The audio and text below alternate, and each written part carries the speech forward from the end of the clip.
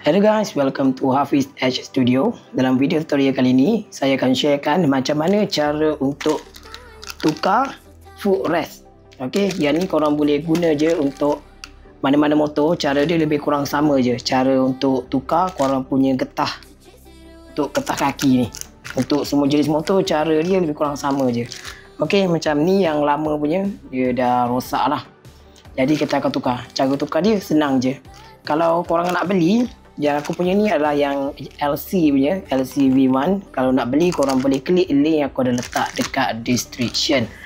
Okey, sebelum tu kepada korang yang belum tekan button subscribe, tekan dulu button subscribe dan juga tekan button loceng. Jom aku tunjukkan macam mana cara kita nak tukar getah tapak kaki motor. Jom. Okey, ni yang lama punya. Okey, memang dah rosak lah. Jadi kita akan tukar dengan yang baru. Okey, ni yang baru punya. Okey, sekarang kita buka dulu yang baru.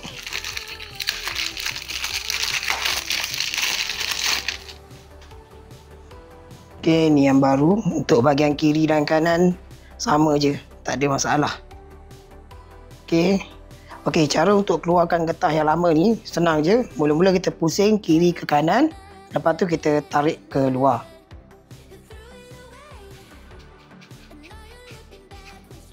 Okey, kita dah keluarkan yang lama.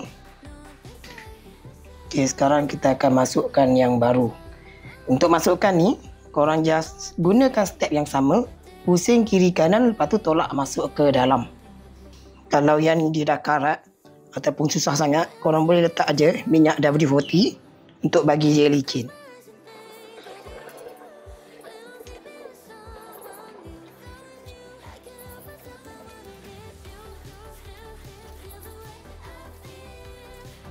Okey, kita dah siap pasanglah sebelah kanan.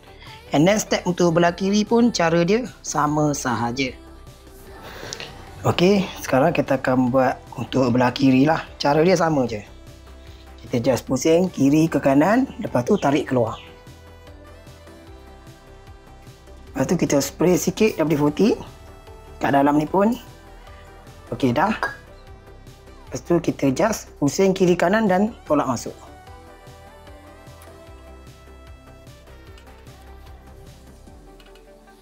Okey, ini adalah hasil yang kita dah tukar yang baru.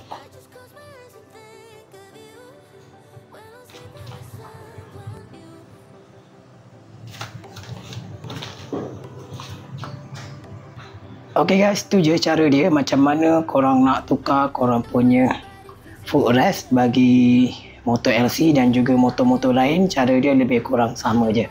Okey guys, semoga video ni dapat membantu korang dan memberikan manfaat kepada korang. Dan kepada korang yang belum tekan button subscribe, tekan button subscribe dan juga tekan button loceng. Dan kepada korang yang mungkin ada nak request video tutorial ataupun korang ada soalan, korang boleh komen je dekat bawah.